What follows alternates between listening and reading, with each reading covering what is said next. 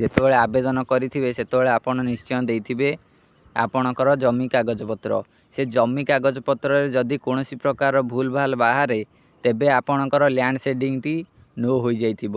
ଯଦି ଆପଣଙ୍କର ସବୁକିଛି ଠିକ୍ ରହିଥିବ ତେବେ ଆପଣଙ୍କର ଲ୍ୟାଣ୍ଡ ସେଡ଼ିଂଟି ୟେସ୍ ଥିବ। ଦେଖନ୍ତୁ ମୋର ଲ୍ୟାଣ୍ଡ ସେଡ଼ିଂଟି ୟେସ୍ ରହିଛି। ଯଦି ଆପଣଙ୍କର ନୋ ଦେଖାଉଛି ତେବେ ଆପଣଙ୍କ ନିକଟରେ ଯେକୌଣସି କୃଷି କାର୍ଯ୍ୟାଳୟ ରହିଛି ସେଠି ଯାଇ ସେଠାକାର କାର୍ଯ୍ୟକର୍ତ୍ତାମାନଙ୍କୁ ଏହା ବିଷୟରେ କୁହନ୍ତୁ। ସିଏ ଆପଣଙ୍କୁ ଏହାର ସଲ୍ୟୁସନ୍ କହିବେ। ଏହି ଲ୍ୟାଣ୍ଡ ସେଡ଼ିଂଟିକୁ ୟେସ୍ କରିବାର କୌଣସି ଅନଲାଇନ୍ ପ୍ରୋସେସ୍ ନାହିଁ, ନହେଲେ ମୁଁ ଆପଣମାନଙ୍କୁ ତାହା ଜଣାଇ ଦେଇଥାନ୍ତି। ଆପଣଙ୍କ ନିକଟରେ ଯେକୌଣସି କୃଷି କାର୍ଯ୍ୟାଳୟ ରହିଛି ସେ କୃଷି କାର୍ଯ୍ୟାଳୟକୁ ଯାଆନ୍ତୁ। ସେଠି ଯିଏ ଅଧିକାରୀ ଅଛନ୍ତି ତାଙ୍କୁ ଏହି ପ୍ରୋବ୍ଲେମ୍ ବିଷୟରେ କୁହନ୍ତୁ। ସିଏ ଆପଣଙ୍କୁ ଏହାର ସଲ୍ୟୁସନ୍ ଦେବେ। ଏହାପରେ ସେ ଆପଣମାନଙ୍କୁ ଯାହା ସବୁ ଡକୁମେଣ୍ଟ ମାଗିବେ ତାଙ୍କୁ ସେଇ ଡକୁମେଣ୍ଟ ସବୁ ଦେବାକୁ ପଡ଼ିବ। ସିଏ ଆପଣଙ୍କର ଏହି ପ୍ରୋବ୍ଲେମକୁ ସଲ୍ଭ କରିଦେବେ।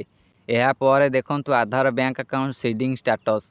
ଆଧାର ସହିତ ବ୍ୟାଙ୍କ ଆକାଉଣ୍ଟ ଯଦି ସିଡ଼ିଂ ନ ହୋଇଥିବ ତେବେ ଆପଣ PM କିଷାନ ଯୋଜନା କ'ଣ ଯେତେ ସବୁ ସରକାରୀ ଯୋଜନା ରହିଛି କୌଣସି ଯୋଜନାର ଲାଭ ନେଇପାରିବେନି।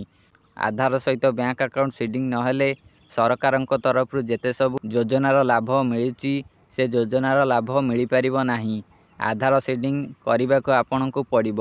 PM କିଷାନ ସମ୍ମାନ ନିଧି ଯୋଜନାରେ ଦେଖନ୍ତୁ ମୋର ଆଧାର ସିଡ଼ିଂଟି ମଧ୍ୟ ୟେସ୍ ଅଛି। ଯଦି ଆପଣଙ୍କର ଆଧାର ସିଡ଼ିଂଟି ନୋ ଦେଖାଉଛି ତେବେ ଆପଣ ଏହାକୁ ଠିକ୍ କରିବାକୁ ପଡ଼ିବ। ଆପଣଙ୍କର ଯେଉଁ ବ୍ୟାଙ୍କରେ ଖାତା ରହିଛି ସେ ବ୍ୟାଙ୍କକୁ ଆପଣ ଯିବେ।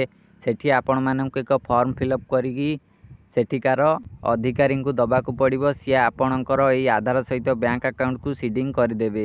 ଆପଣ PM କିଷାନ ଯୋଜନା ଓ ଅନ୍ୟ କୌଣସି ସରକାରୀ ଯୋଜନାର ଲାଭ ନେଇପାରିବେ। ଯଦି ଆପଣଙ୍କର ଆଧାର ସିଡ଼ିଂ ନ ହୋଇଥିବ ତେବେ ଆପଣ ଏହାର ଲାଭ ନେଇପାରିବେନି। ମାନେ ଆପଣଙ୍କର ଏହି ଲ୍ୟାଣ୍ଡ ସିଡ଼ିଂ ଓ EKYC ଓ ଆଧାର ବ୍ୟାଙ୍କ ଆକାଉଣ୍ଟ ସିଡ଼ିଂ ଷ୍ଟାଟସ୍ ଏ ତିନୋଟି ଯାକ ୟେସ୍ ରହିବା ଦରକାର।